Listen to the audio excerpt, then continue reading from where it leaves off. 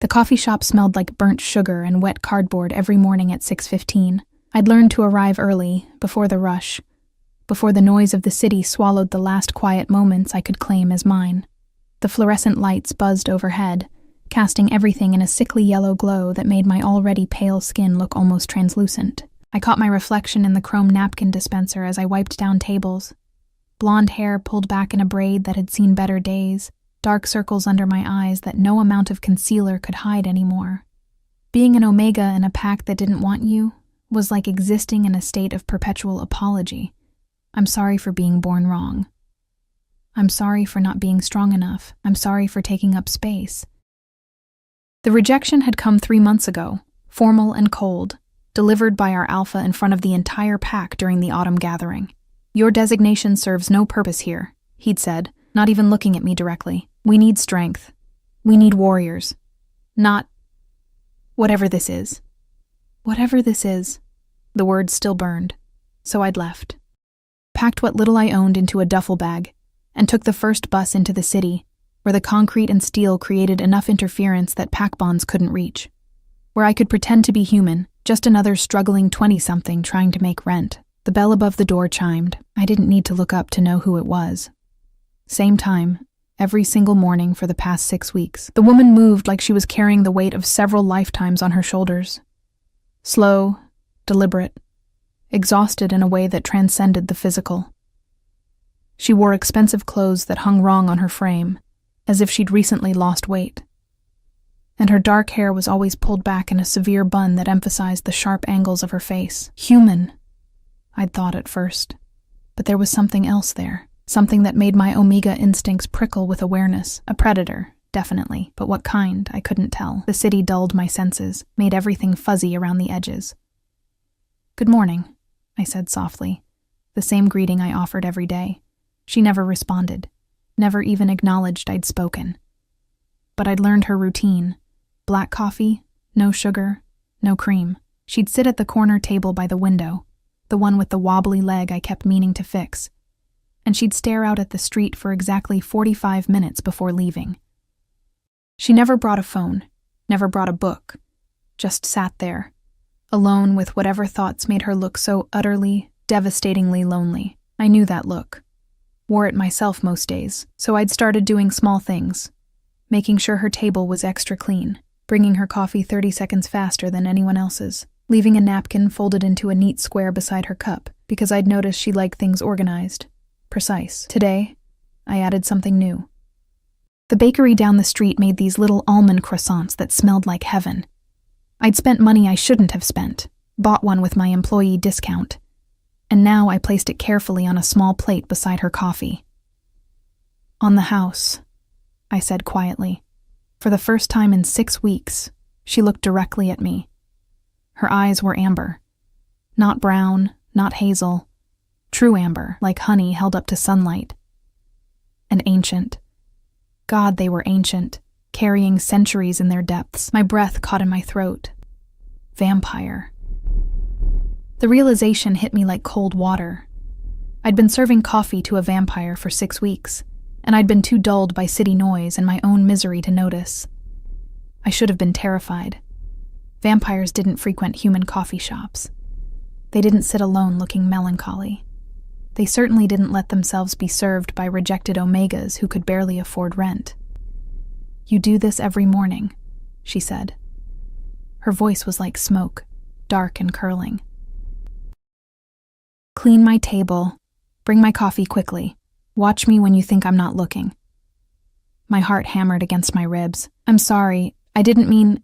Why? The question hung in the air between us. Why did I bother? Why did I care? She was a stranger. She'd never even acknowledged my existence until this moment. Because... I struggled to find words that didn't make me sound pathetic. Because you look like you need someone to notice you're here. And I know what it's like when nobody does. Something shifted in her expression. Not quite a smile, but a softening around her eyes that made her look less like a predator and more like someone who'd forgotten what kindness looked like. What's your name? She asked. Elena. Elena, she repeated, tasting the syllables. I'm Cassandra. She paused, her gaze moving over my face with an intensity that made me want to look away. But I didn't. Couldn't. "You're Omega." Not a question. A statement. I nodded, my throat tight. "And you're alone." Another nod. Rejected? The word was a knife, quick and precise. I flinched but didn't lie. Yes. Cassandra was quiet for a long moment, her amber eyes never leaving mine. The coffee shop continued its morning rhythm around us. The hiss of the espresso machine, the chatter of early commuters, the endless shuffle of feet. But in our corner, time seemed to slow, stretched thin like honey dripping from a spoon. "Rejection is a particular kind of death," she said finally. "The kind where you keep breathing anyway." I felt tears prick the corners of my eyes and blinked them back furiously. I didn't cry anymore, couldn't afford to. Crying meant acknowledging the pain, and acknowledging the pain meant drowning in it. "Thank you," Cassandra said, gesturing to the croissant. "But I don't eat." Of course she didn't. Vampire. "I know," I admitted. "I just wanted you to have something anyway." She stared at the pastry for a long moment, then back at me. When she spoke again, her voice carried a weight that made the air feel heavy. "I have a proposition for you, Elena." My pulse quickened. Nothing good ever came from vampires making propositions to vulnerable Omegas. Every instinct I had screamed danger.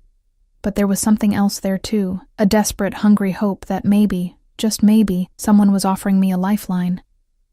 "I live with others like me," Cassandra continued.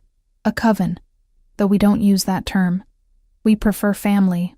We've been together for a very long time, and we've become stagnant, isolated. We've forgotten what it means to have someone who sees us as anything other than monsters." She leaned forward slightly, and I caught the scent of night-blooming jasmine and old books. "You see me?" she said simply. "Every morning you see me. Not what I am, but who I am. I'm offering you a place in our household. Not as food," she added quickly, seeing my expression. "As family. We need—" She hesitated, as if the admission cost her something. "We need someone who remembers how to be gentle, how to care. We've lived too long in darkness." My mind reeled. Was she serious? Offering me, a rejected Omega with nothing to my name, a place in a vampire coven? "Why me?" I whispered. "Because you brought me a croissant you couldn't afford, expecting nothing in return. Because you've shown me more kindness in 6 weeks than I've experienced in 6 decades. Because—" Her voice dropped even lower. "Because I know what rejection feels like, and I won't let you face it alone anymore." The coffee shop bell chimed again. Morning rush was starting. My manager would be here soon, expecting me to handle the counter. My tiny apartment with its leaking ceiling and hostile neighbors waited for me at the end of another long shift. My life stretched ahead of me like a gray road with no destination, just endless walking toward nothing. "I don't know anything about living with vampires," I said, my voice shaking. "And we don't know anything about living with an Omega. I suppose we'll learn together." Cassandra stood, pulling a card from her coat pocket and placing it on the table. It was cream-colored, expensive paper, with an address written in elegant script. "Think about it," she said. "If you decide yes, come to this address tomorrow night after sunset.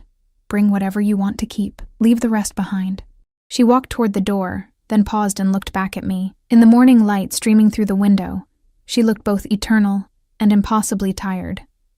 "Elena, that thing your pack said, about you serving no purpose," her amber eyes held mine with an intensity that made my breath catch. "They were wrong." Then she was gone, leaving me standing in the middle of the coffee shop with a business card in my trembling hand and a decision that felt too big for my small, broken life. I looked down at the address. It was in the old district, where the historic homes crouched behind iron gates and ancient trees, where people with old money and older secrets lived behind walls that kept the modern world at bay. A place where a rejected Omega might disappear completely, or might finally be found. I didn't sleep that night. The card sat on my nightstand, cream-colored and innocent, like it wasn't offering to completely upend what little stability I'd managed to scrape together. My studio apartment felt smaller than usual. the walls pressing in with their water-stained wallpaper, and the persistent drip from the bathroom faucet I couldn't afford to fix. Through the thin walls, I could hear my neighbor's television blaring some late-night infomercial, and above me, footsteps paced back and forth in an endless, maddening rhythm. This was my life now. This was what rejection had reduced me to. I picked up the card for the 100th time, tracing my finger over the elegant script.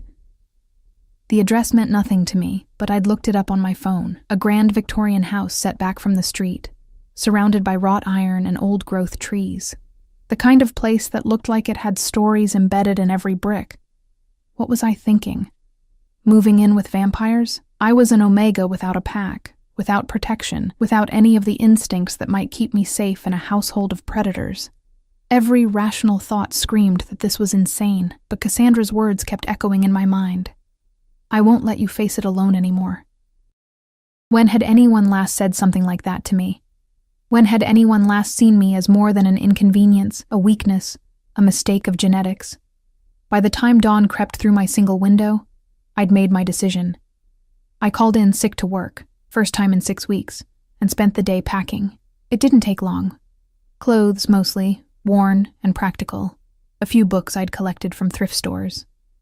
A photograph of my mother, taken before she died, before I'd presented as Omega and disappointed everyone. That was it. 23 years of life fit into 2 duffel bags and a backpack. I left my key on the counter with a note for the landlord. I'd paid through the month. He could keep the deposit. The sun set at 7:45. I was standing at the bus stop by 8, my bags heavy on my shoulders and my heart hammering so hard I thought it might crack my ribs. The old district was exactly as imposing as the photos suggested. Gas lamps lined the streets, actual gas lamps, maintained by people who cared about preserving history. The houses loomed behind their gates, dark windows like eyes watching my progress. My breath fogged in the October air, and fallen leaves crunched under my feet with each step. The address led me to a house that was somehow more and less than I'd imagined. 3 stories of Victorian architecture, painted a deep charcoal gray with black trim. The iron gate stood open, as if expecting me. A stone path wound through a garden that had been allowed to grow wild. Roses climbing over themselves, ivy consuming a fountain that no longer ran, herbs I couldn't name spilling across the walkway. I stood at the gate for a full 5 minutes before I could make myself move forward. The door opened before I could knock. Cassandra stood there, dressed differently than I'd seen her. Casual clothes, soft sweater, her dark hair loose around her shoulders instead of pulled back. She looked younger this way, though I knew that was an illusion. Vampires didn't age, didn't change. She'd looked like this for longer than my great-grandmother had been alive. "You came," she said, and there was something in her voice. Relief? Surprise? Hope? "I came," I echoed, my voice barely above a whisper. She stepped aside, gesturing me in. "Welcome home, Elena. Home." The word hit me harder than it should have. The interior was stunning in a way that made my breath catch. Dark wood everywhere, floors, walls, ceiling beams, polished to a deep shine. Artwork covered the walls, originals by the look of them, landscapes and portraits in styles that spanned centuries. A grand staircase curved upward to the 2nd floor, its banister carved with intricate patterns that seemed to shift in the lamplight.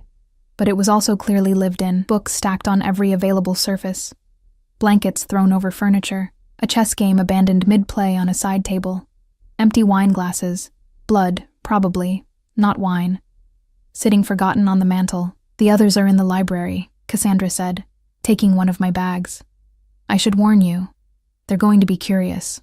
Some more welcoming than others, but I've made it clear that you're under my protection, and they'll respect that."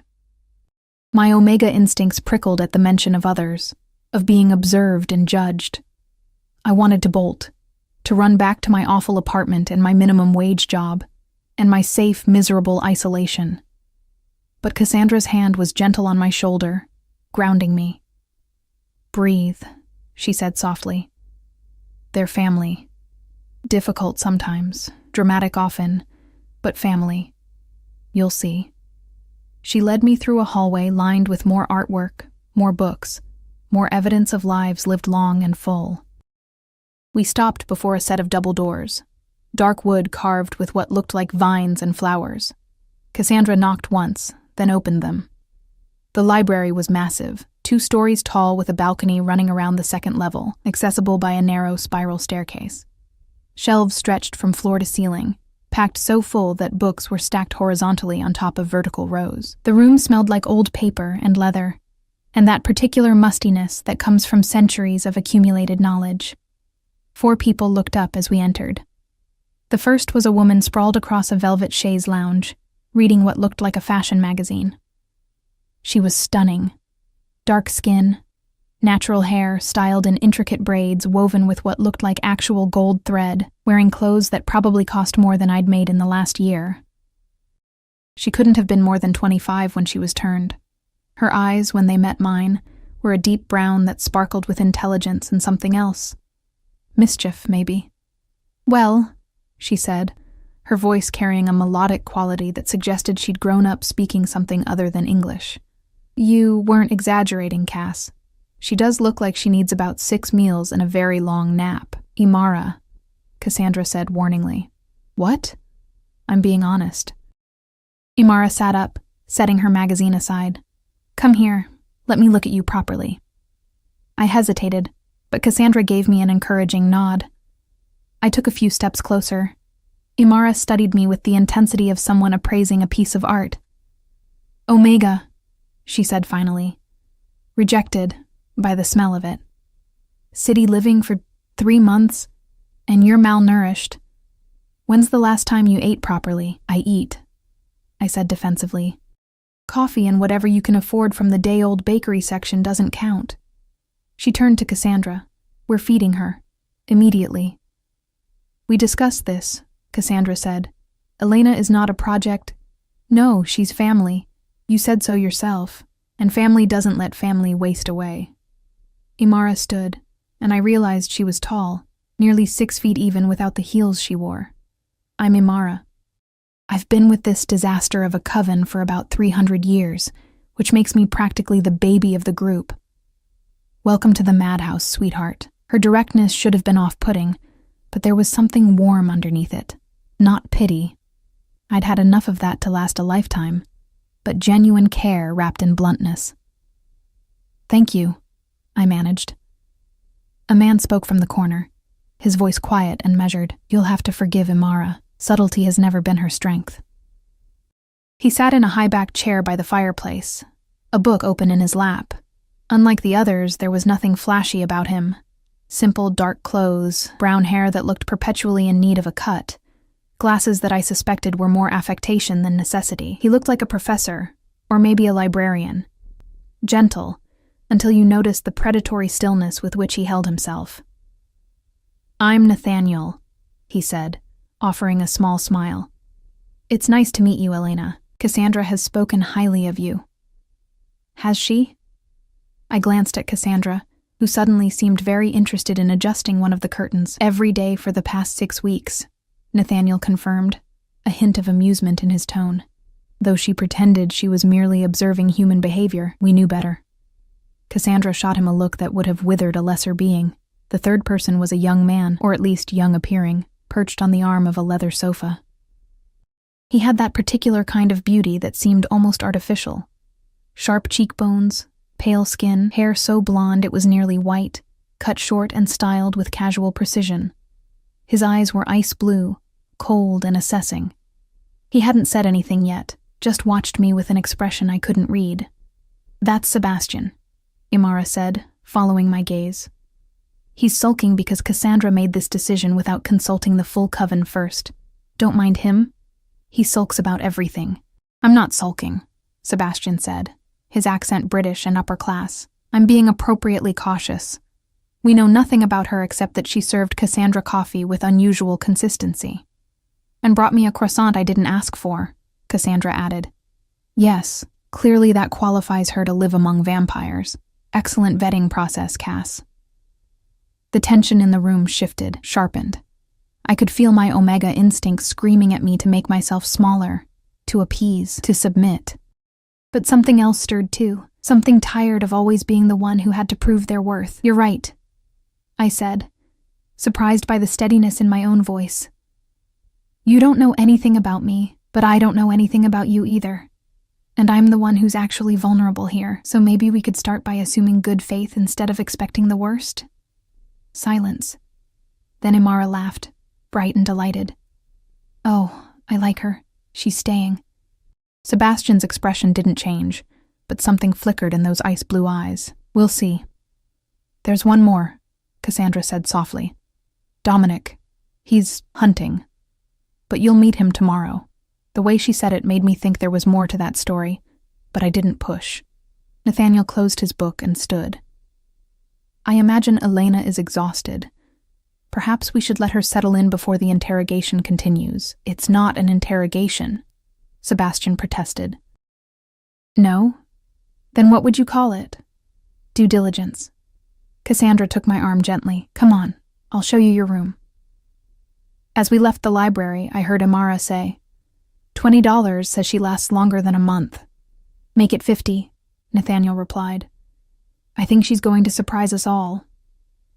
My room was on the second floor, at the end of a hallway lined with portraits of people I didn't recognize. Some in period clothing from centuries past, others more modern. Cassandra explained they were family, though whether that meant biological or chosen, I couldn't tell. With vampires, family seemed to mean something different, something deeper than blood. The room itself stole what little breath I had left. It was easily 3 times the size of my entire apartment. A 4-poster bed dominated the space, draped in soft linens the color of storm clouds. Large windows overlooked the wild garden, curtains tied back to let in the moonlight. There was a writing desk, a wardrobe that could have housed a small family, a reading nook with a cushioned window seat, and a door that led to a private bathroom with an actual clawfoot tub. "It's too much," I whispered. "It's yours," Cassandra corrected, "for as long as you want it." She set my bag down and moved to light a few candles scattered around the room, not because we needed the light, but because the flickering flames made the space feel warmer, more alive. "The house has 6 bedrooms, she continued. "This one has been empty for about 40 years. It's good to have it occupied again." There was a story there. In the careful way she didn't look at me when she spoke. Someone had lived here before, someone who was gone now. "Cassandra," I started, then hesitated.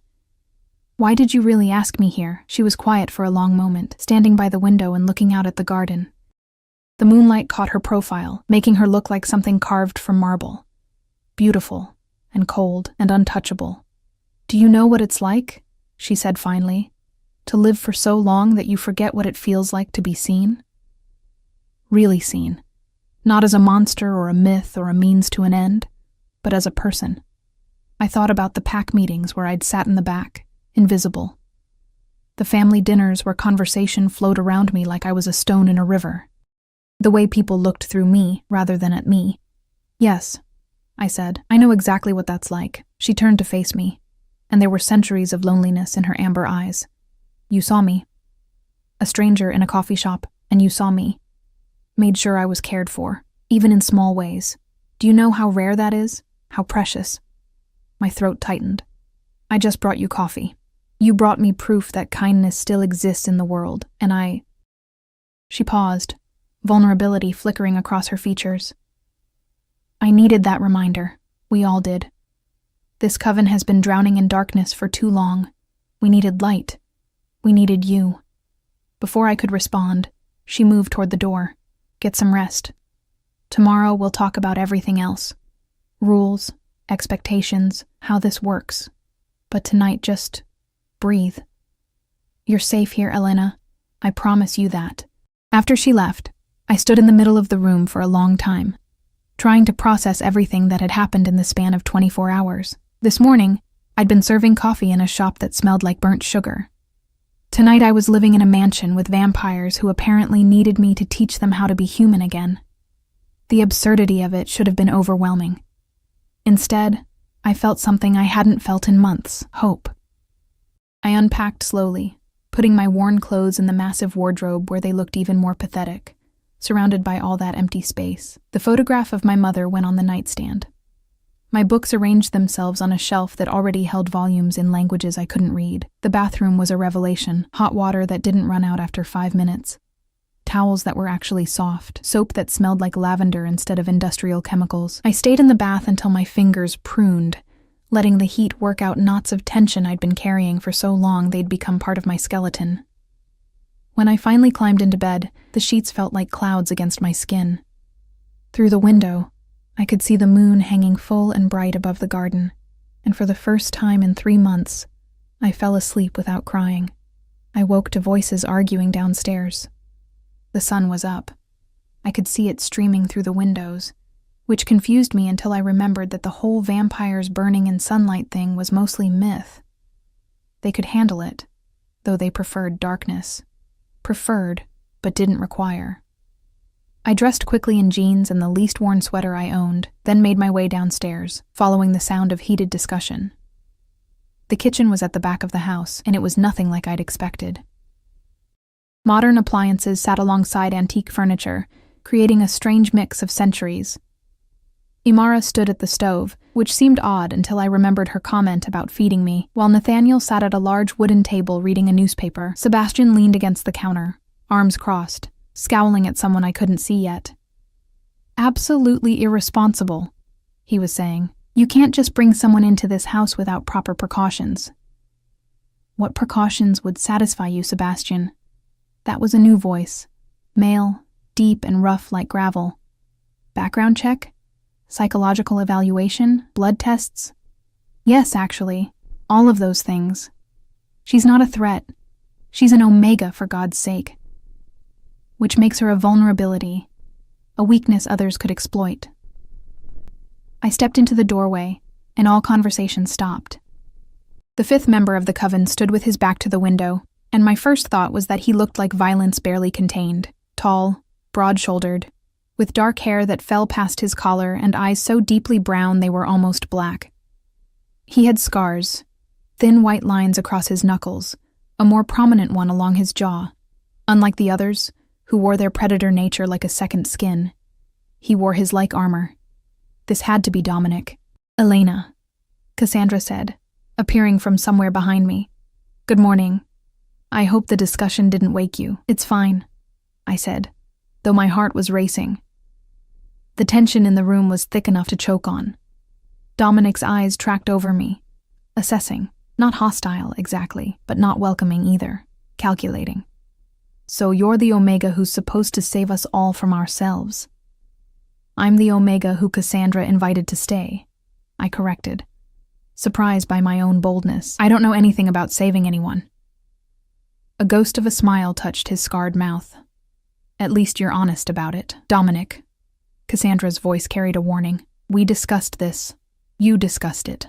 I was hunting." He moved away from the window, and I noticed he walked with a slight limp, barely perceptible but there. But fine. She's here now. Might as well make the best of it.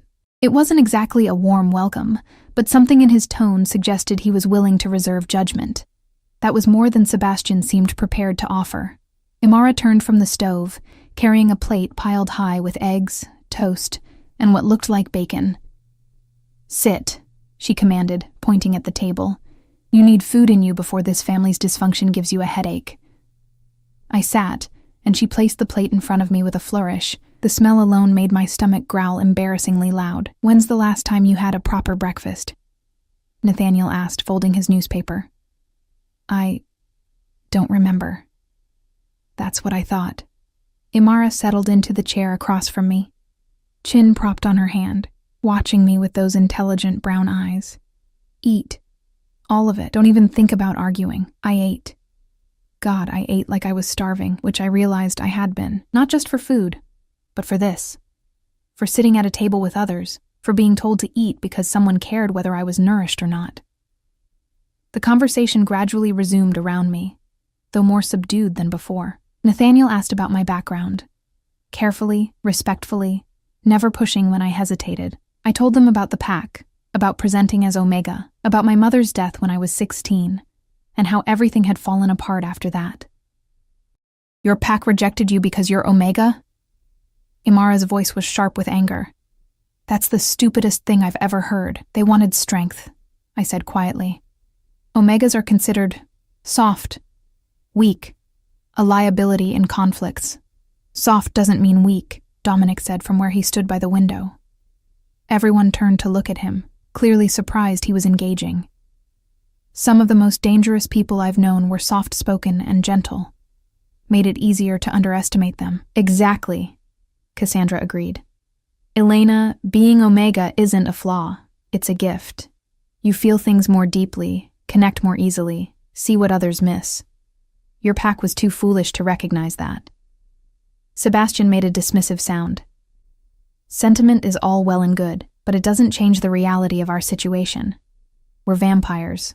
We have enemies, other covens, hunters, territorial disputes. An Omega in the household is a complication. Or an advantage, Nathaniel said mildly. We've become too insular, too disconnected. Elena represents a bridge back to something we've lost. What, humanity? Sebastian's laugh was bitter. We're not human, Nathaniel. We stopped being human a long time ago. Speak for yourself, Imara shot back. Just because you've decided to embrace the monster doesn't mean the rest of us have. The argument was building again, tensions rising like a storm about to break.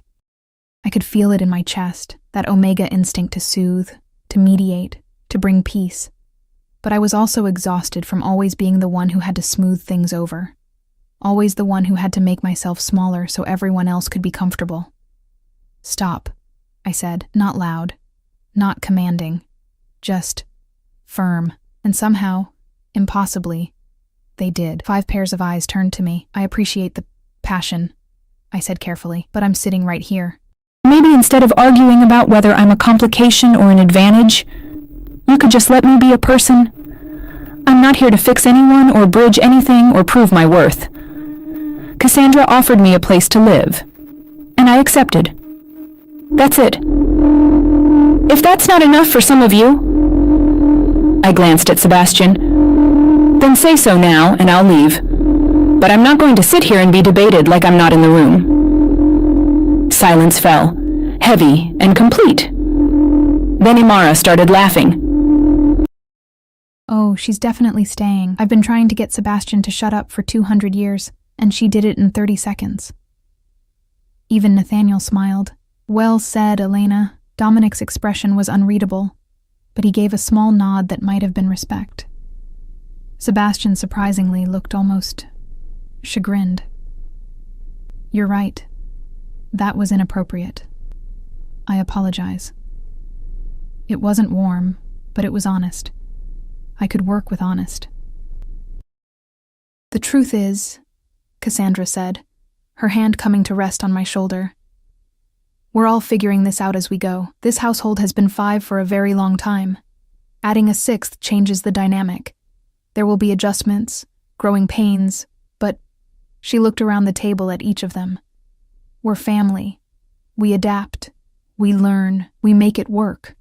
Besides, Imara added with a grin, Elena makes Cassandra actually smile. That alone is worth whatever complications come with it. Cassandra's hand tightened on my shoulder, affectionate and protective. Finish your breakfast, she told me softly. Then I'll give you a proper tour of the house. There's a lot to learn. As the conversation shifted to easier topics, plans for the evening, a book Nathaniel wanted to discuss, Imara's thoughts on modern fashion versus historical accuracy, I felt something loosen in my chest. This wasn't my pack. These weren't my people. Not really. Not yet. But maybe, just maybe they could be. Maybe this strange, dysfunctional family of immortal predators and one rejected Omega could actually work. The morning sun continued to stream through the windows, and for the first time in longer than I could remember, I felt like I was exactly where I needed to be. 3 weeks passed like a dream I was afraid to wake from. The house revealed itself slowly, room by room, secret by secret. Cassandra took me through the library's hidden alcoves where first editions sat behind glass. Nathaniel showed me the music room on the 3rd floor, with instruments from every era carefully maintained and occasionally played. Imara dragged me through her wardrobe, an entire room dedicated to clothing from the past 3 centuries, and insisted on updating what she called my depressing color palette. Even Sebastian thawed marginally. I caught him watching me sometimes with an expression that was less suspicious and more curious, like I was a puzzle he was trying to solve. He'd started leaving books on my nightstand. Classics, philosophy, poetry. Never with a note, never with explanation. Just there when I woke up, an invitation to conversation disguised as coincidence. Dominic remained the most enigmatic. He was gone often, disappearing for days at a time on what Cassandra vaguely referred to as coven business. When he was home, he was quiet, observing more than participating. But I noticed small things, how he always positioned himself between me and the door, protective without being obvious. How he'd return from his mysterious trips with groceries, real food that I could actually eat, stocking the kitchen without fanfare. I learned their rhythms, their quirks, the way centuries of living together had created patterns as intricate as any dance. Imara liked her blood warm and fresh, which meant she went out hunting most nights. Nathaniel preferred the clinical approach, blood banks, medical suppliers, nothing that required actual hunting. Sebastian was particular about everything, from the temperature of his evening drink to the precise arrangement of furniture. Cassandra rarely fed at all, surviving on the bare minimum, which worried me, though I didn't know why. And Dominic. I never saw Dominic feed, never heard him discuss it. It was like that part of his nature simply didn't exist in my presence. They had rules for me, too, though they presented them as guidelines. Don't go out alone after dark. There were other vampires in the city, other covens, and a lone Omega was too tempting a target. Always tell someone where I was going. Keep my phone charged. Wear the bracelet Imara had given me. A delicate silver thing she said would mark me as under their protection. It should have felt restrictive. Instead, it felt like being cared for. I'd gotten a new job at a bookstore 3 blocks away. Something Nathaniel had arranged through connections I didn't ask about. The owner, Mrs. Chen, was human and kind, and didn't ask questions about why I'd moved or where I'd come from. The work was easy, peaceful, shelving books, helping customers, managing the small cafe area. Nothing like the chaos of the coffee shop. I was happy. Genuinely, surprisingly happy. Which is probably why I should have known something would go wrong.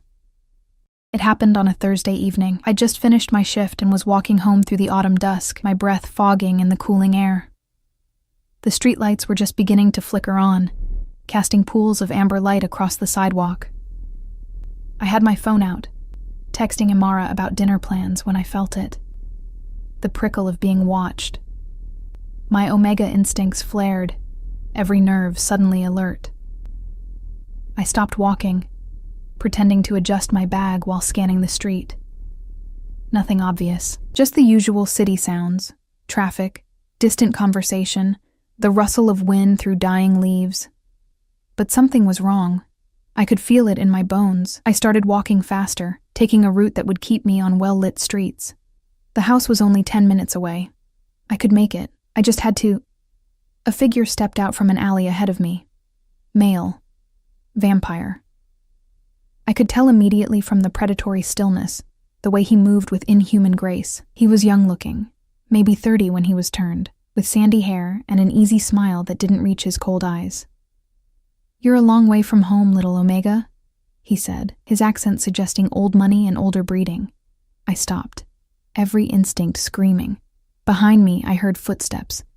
2 more figures emerging from the shadows, trapped. "I'm just heading home," I said, trying to keep my voice steady.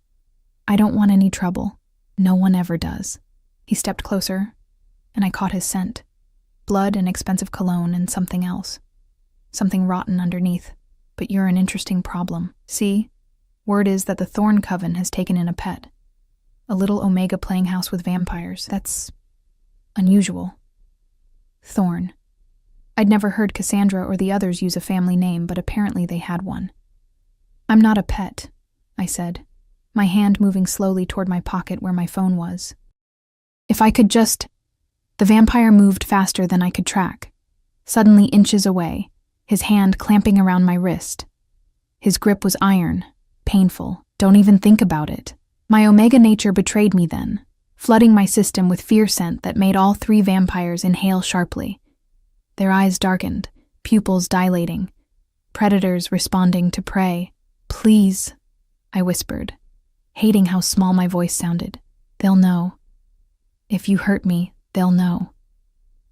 "Oh, we're counting on it." He leaned closer, his breath cold against my ear. "See? The Thorns have gotten too comfortable, too powerful. They need to remember that protection comes with a price. And you—" His grip tightened until I gasped in pain. "You're the message." I didn't think, didn't plan, just acted. I drove my knee up as hard as I could, aiming for his groin. It connected, and even vampires felt that. He stumbled back with a curse, and I ran. Not toward home. That would lead them right to the house. Instead, I ran toward the busier part of the district, toward lights and people and witnesses. My heart hammered in my chest, my breath coming in panicked gasps. Behind me, I heard pursuit. Footsteps too fast to be human, too close for comfort. A hand grabbed my jacket, yanking me backward. I screamed, loud and desperate, just as someone stepped out of a doorway ahead of us. Dominic. He took in the situation in a single glance. Me being held. 3 hostile vampires, the fear stench saturating the air. His expression didn't change, didn't need to. The violence that radiated from him in that moment was enough to make the air feel heavy. "Let her go," he said, his voice flat and cold and absolutely lethal. The vampire holding me laughed, though it sounded nervous.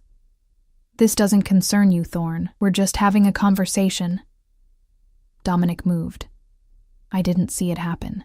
One moment he was 10 feet away. The next he was there, his hand around the throat of the vampire holding me.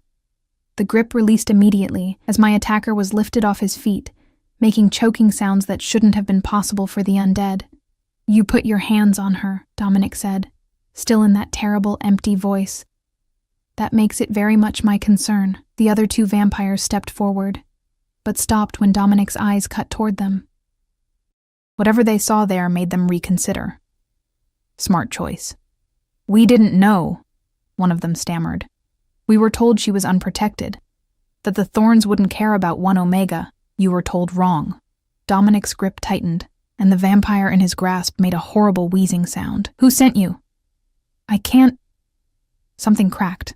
Not loud, but sickening. The vampire screamed. "Who sent you?"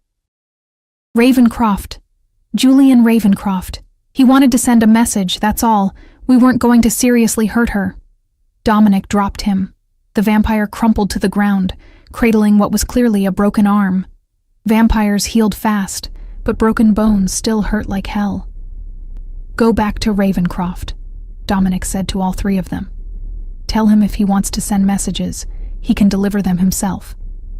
Tell him if any of his coven come near Elena again, I'll return the favor 10-fold. Tell him—" He paused, something dark and dangerous crossing his features.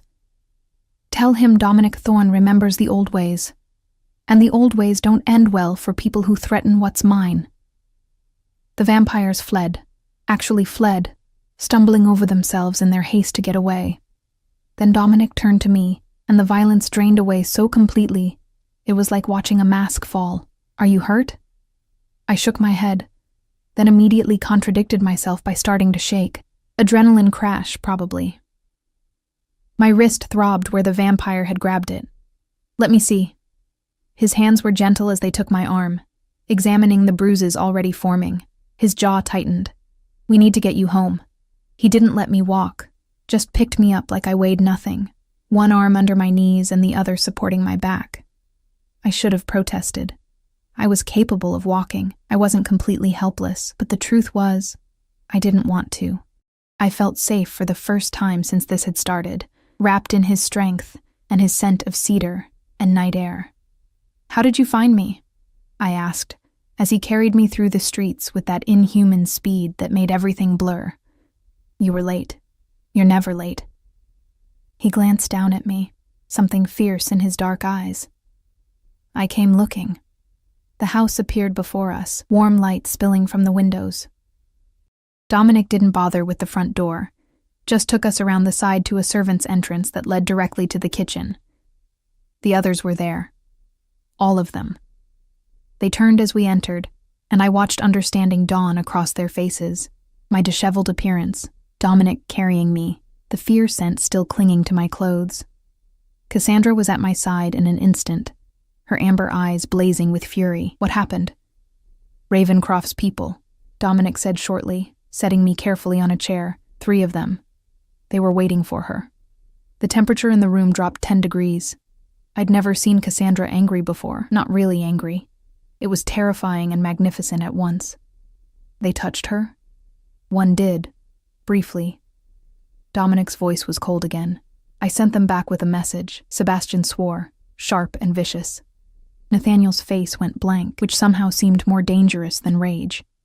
Imara was already moving, gathering supplies to tend to my wrist, even though it was minor compared to what could have happened. "This is my fault," Cassandra said, and there was genuine anguish in her voice. "I should have anticipated this. Should have known other covens would see Elena as vulnerability. She's not a vulnerability," Dominic interrupted. "She's family, and anyone who doesn't understand the difference is about to learn." The weight of those words, "she's family," settled over me like a blanket.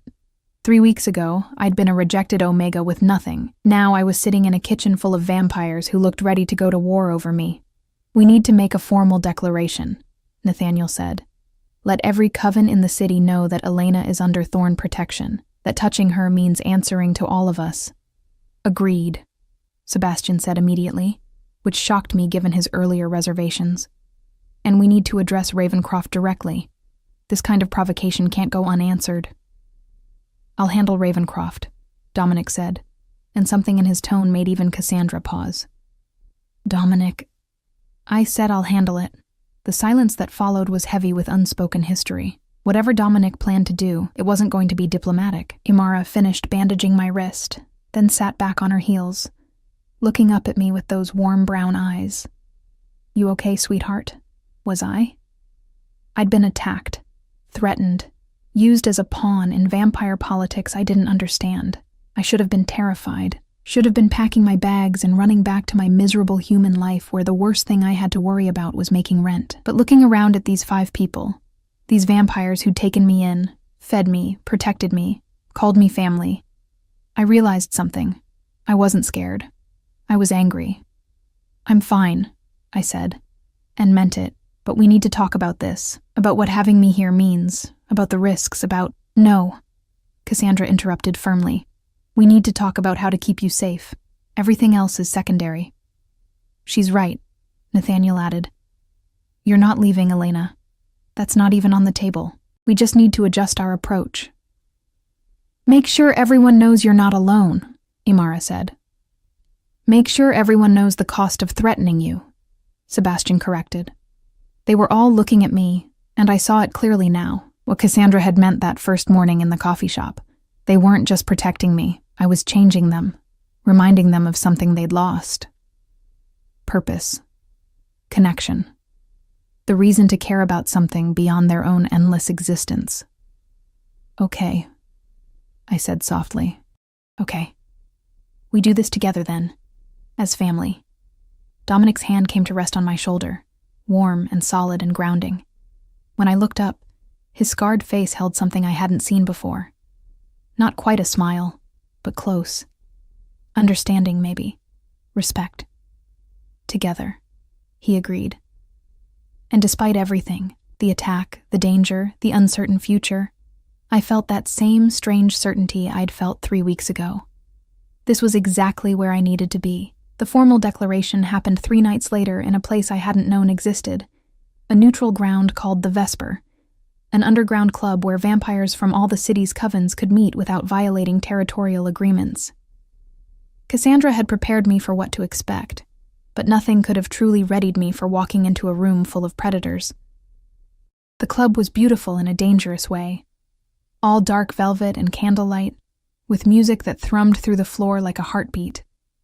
Vampires filled the space, some dancing, others gathered in corners conducting business I couldn't begin to guess at. The air was thick with power, centuries of it layered like sediment. I wore one of Imara's dresses, deep emerald green that brought out the color of my eyes. She'd styled my blonde hair in loose waves and insisted on makeup that made me look older, more sophisticated. "You need to look like you belong," she'd said. "Like you're not just some helpless Omega they can intimidate." The Thorn Coven entered together, with me at their center. Protected. Claimed. Conversations stopped as we passed. I felt eyes on us. On me specifically. Assessing. Calculating. My Omega instincts screamed at being the focus of so much predatory attention. But I kept my head up, my breathing steady. I was learning to trust the shield these 5 had become around me. Dominic walked closest, his presence a wall of barely contained violence. Since the attack, he'd been different around me, more present, more protective. He still disappeared on his mysterious errands, but never without telling me when he'd be back. Never without making sure someone else was watching over me. We were here because Nathaniel had called for a convocation, a formal gathering where declarations could be made and witnessed by all. It was old tradition, the kind vampires took seriously because breaking such public promises carried consequences that transcended individual covens. The center of the club opened into a circular space, like a stage. Nathaniel led us there, his quiet, professorial demeanor replaced by something ancient and authoritative. When he spoke, his voice carried through the club with unnatural clarity. "I call witness," he said, and the music stopped. Every vampire in the space turned their attention to us. The Thorn Coven makes formal declaration. A figure emerged from the crowd, tall, silver-haired, with eyes like chips of ice. This had to be Julian Ravencroft, the one who'd sent those vampires after me. He looked exactly like what he was. Old money, old power, old cruelty. "By all means," he said, his voice dripping with false courtesy. "Do enlighten us." Cassandra stepped forward, and I'd never seen her look more regal, more dangerous. "Elena Moreau is claimed under Thorn protection. She is family, bound by oath and blood. Any action against her is action against us all. Any harm done to her will be answered sevenfold. This is our declaration, witnessed and sealed." The formal words hung in the air, binding and absolute. Ravencroft's smile didn't waver. How sentimental. A lone Omega adopted by vampires. One might wonder what service she provides to earn such devotion. The implication was clear, insulting. I felt the thorns tense around me, felt Dominic's hand flex like he was restraining himself from violence, but I'd had enough of being talked about like I wasn't there. Enough of people assuming they knew what I was worth. I stepped forward, out of the protective circle, ignoring Cassandra's sharp intake of breath. Ravencroft's cold eyes fixed on me with predatory interest. "I provide exactly what you've forgotten," I said, my voice carrying clear and steady. Humanity. Compassion. The ability to see beyond power and politics to what actually matters. You look at me and see weakness because I'm Omega, because I'm human, because I don't have your strength or your centuries. But I see you, Julian Ravencroft. I see a creature so old he's forgotten why any of this matters in the first place. Silence. Complete, utter silence. Ravencroft's expression hardened. "Careful, little Omega, that tongue of yours could get you into trouble." "It already has," I agreed. "Your people made that clear, but here's what you don't understand. I'm not afraid anymore. Not of you. Not of any vampire in this room. Because I've found something worth protecting, and that makes me dangerous in ways you can't comprehend. You?" He laughed, cold and mocking. "You're one rejected Omega against—" "She's not alone," Dominic said, moving to stand beside me. "Not in front of me. Beside me. Equal. None of us are," Imara added, taking position on my other side. Sebastian, Nathaniel, and Cassandra closed ranks, creating a united front. 5 vampires and 1 Omega, standing together against a room full of predators. "The declaration stands," Cassandra said. "Challenge it if you dare." For a long moment, I thought Ravencroft might actually do it. Thought this might end in violence that I'd inadvertently started with my inability to stay quiet. But something shifted in his expression. Not respect exactly, but recognition. He'd underestimated us, and he knew it. "The Thorn Coven has made its position clear," he said finally. "I have no interest in testing their resolve. The misunderstanding will not be repeated." It wasn't an apology, but it was acknowledgement. which in vampire politics was almost the same thing. Nathaniel nodded once. Then we understand each other. The music started again, conversations resumed, and just like that, the tension broke. We'd won. Not through violence, but through unity. Through making it clear that I wasn't just tolerated by the thorns. I was family, and family was worth fighting for. As we moved away from the center floor, back toward a private booth Cassandra had reserved, I felt the weight of what had just happened settle over me. I'd been formally claimed by a vampire coven. Protected, yes, but also bound to them in ways I was only beginning to understand. That was incredibly stupid, Sebastian said once we were seated, but there was no heat in it. Almost affection? You could have gotten yourself hurt, but I didn't, I pointed out. And he needed to hear it. They all did. I'm not a pet or a plaything. I'm part of this family, and that means I get a voice. Damn right you do, Imara said, raising her glass of blood wine in salute. To Elena, who has bigger balls than half the vampires in this room. To Elena, the others echoed. Dominic was quiet beside me, his dark eyes thoughtful. After a moment, he leaned closer, his voice low enough that only I could hear. You were right, what you said, about why you're here. It's not about what you provide or what service you offer. It's about remembering what matters. And what matters? I asked softly. This. He gestured to the table, to our group. Connection. Loyalty. Having something worth protecting beyond our own existence. You gave us that back. His hand found mine under the table. Warm and solid and real. Not possessive. Not controlling. Just there. A point of connection. We stayed at the Vesper for hours, and I watched as other vampires approached our table, some curious, others respectful, a few openly hostile but unwilling to act on it. Word had spread fast. The Thorn Coven's Omega was off limits, and the consequences of forgetting that had been made very clear. But more than that, I saw something else. I saw other vampires watching us with something that looked almost like envy. The way we laughed together, teased each other, operated as a unit. We had what so many of them had lost over their endless years, genuine connection. We left as dawn approached, the sky just beginning to lighten with the promise of morning. The walk home was peaceful, the city still mostly asleep. Imara walked ahead with Sebastian, arguing good-naturedly about something that had happened decades ago. Nathaniel and Cassandra followed, their heads close together in quiet conversation. Dominic stayed beside me, his presence a comfort I'd come to rely on. Can I ask you something? I said, as we turned onto our street. Always. Why did you really come looking for me that night? The others would have noticed eventually that I was late. You didn't have to. Yes, I did. He stopped walking, turning to face me fully. The pre-dawn light caught the scar on his jaw, making it stand out stark and white. Do you know what it's like, Elena, to live for centuries and never find something that makes you feel alive? To go through the motions of existence without purpose? I thought about my time before the coffee shop, before Cassandra, before this strange family. Yes, I whispered. I know exactly what that's like. You changed that. For all of us. But especially... He paused, seeming to struggle with words. Especially for me. I've done terrible things.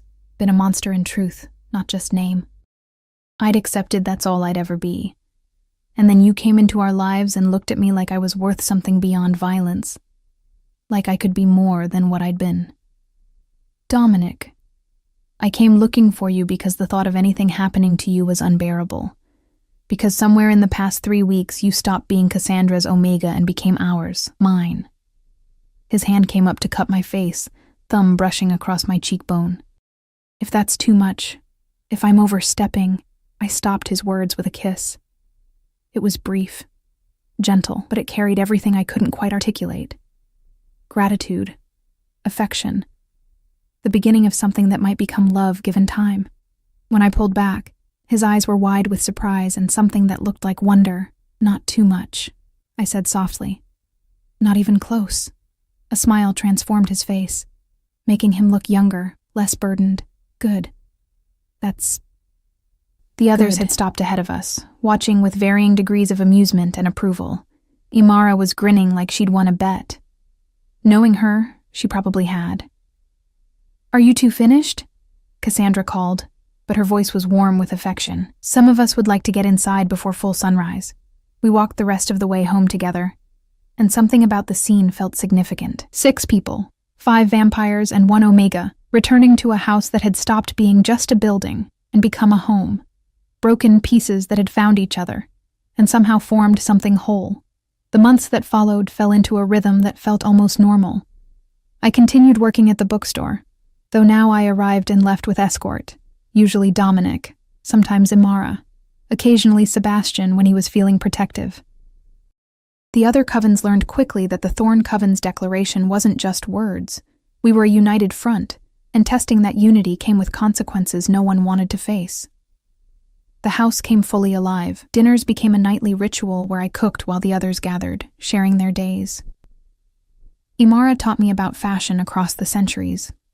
Nathaniel introduced me to literature I'd never dreamed of reading. Sebastian slowly revealed a dry sense of humor that made me laugh until my sides hurt. Cassandra and I had morning coffee at the kitchen table, just the two of us, continuing the routine that had started everything. And Dominic. Dominic became something I hadn't expected. Not just a protector or a friend, but a partner. Someone who understood darkness because he'd lived in it, but chose light anyway because he'd seen what I'd shown him, that even monsters could choose to be more. 6 months after that night at the Vesper, I woke to find the house decorated with flowers. Every surface, every room, covered in blooms of every color. I found Cassandra in the kitchen, smiling that rare, soft smile she only showed to family. "What's all this?" I asked, taking in the roses and lilies and flowers I couldn't name. "A celebration," she said. 6 months ago, I asked you to take a chance on us, to trust that maybe, just maybe, we could be family. You did. And in doing so, you saved us all.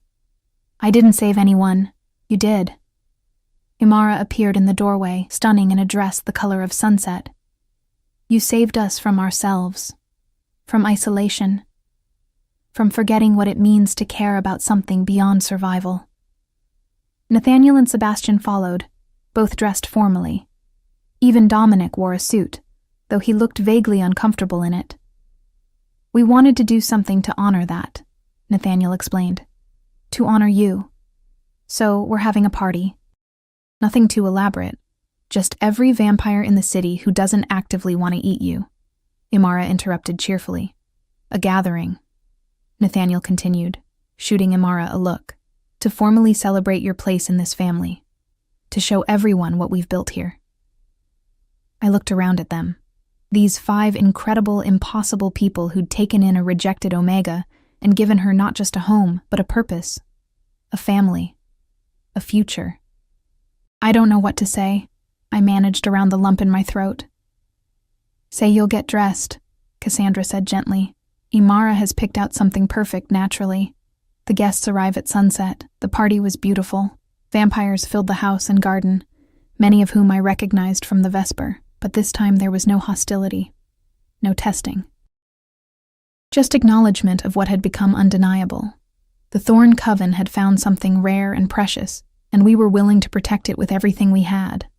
I moved through the evening in a daze of happiness, accepting congratulations and curious questions, telling the story of how Cassandra and I had met in that coffee shop that smelled like burnt sugar. Some vampires seemed skeptical that a relationship built on small kindnesses could be so transformative, but others looked at us with something like longing, as if we'd found a secret they desperately wanted to understand. As midnight approached, Dominic found me on the balcony, looking out at the garden where fairy lights had been strung through the trees. "Overwhelmed?" he asked, sliding an arm around my waist. "Happily," I admitted, leaning into him. "A year ago, I was sleeping on a lumpy mattress in an apartment that smelled like mildew, convinced I'd never belong anywhere. And now you have 5 vampires who would burn the world down before letting anything happen to you," he finished. "Funny how life works. Death, Technically, you're all dead. Undead, he corrected. There's a difference. We're very much alive, thanks to you. I turned in his arms, looking up at his scarred face, features I'd memorized over countless mornings and evenings, in quiet moments and dangerous ones. I love you, I said, the words feeling right, inevitable. His expression softened into something that was pure wonder. I love you too. All of us do, in our own ways. You're the best thing that's happened to this family in centuries, the best thing that's happened to me, I corrected. He kissed me then, slow and deep and full of promise. Around us, the party continued, music and laughter and the sound of family celebrating. When we finally broke apart, I saw the others watching from the doorway. Cassandra with her secret smile, Imara openly crying happy tears, Nathaniel looking pleased, even Sebastian showing something that might have been joy. Come on, Dominic said, taking my hand. Let's go be with our family. Our family. Not his, not theirs. Ours. We rejoined the party, and I spent the rest of the night surrounded by the people I loved most. At some point, Cassandra pulled me aside, into the quiet of her study away from the noise. I need to tell you something, she said, her amber eyes serious. That morning in the coffee shop, when you brought me the croissant, I was planning for that to be my last sunrise. I was going to walk into the dawn and let it end. My heart stopped. Cassandra. I'd lived so long, seen so much, and I couldn't find a reason to continue. The emptiness was crushing, and then you... Her voice broke slightly. You saw me. Cared about me when you had every reason not to. Showed me that even after centuries, connection was still possible. You saved my life, Elena, literally. And in doing so, you saved all of us. Tears spilled down my cheeks. I didn't know. I know. That's what made it so powerful. You helped because it was who you are, not because you expected anything in return. She pulled me into a hug, fierce and tight. Thank you. For everything. For being exactly who you are. When we returned to the party, I felt different. Lighter. I'd spent so long believing I had no purpose, no value. My pack had rejected me, cast me aside as worthless. But they'd been wrong. My purpose wasn't strength in the traditional sense. It wasn't fighting or dominance or power. It was this: connection, compassion, the ability to see people beyond their surfaces and care about them anyway, to bring light into darkness, hope into despair, family to those who'd forgotten what family meant. I was Omega, and that wasn't a weakness. It was exactly, precisely, what this strange family of vampires had needed. What I'd needed too. The party lasted until dawn, when the vampires finally retreated inside, and I was left standing in the garden with the first rays of sunlight warming my face. The house behind me was full of sleeping immortals who'd become my family. The city beyond the gates held a future that actually felt worth living. I thought about that coffee shop, about the girl I'd been 6 months ago, broken and alone and convinced she'd always be invisible. She seemed like a stranger now, someone from a different lifetime. Because I'd been found. I'd been seen. I'd been chosen. Not by a pack that wanted me to be something I wasn't, but by a family that loved me exactly as I was, and that made all the difference.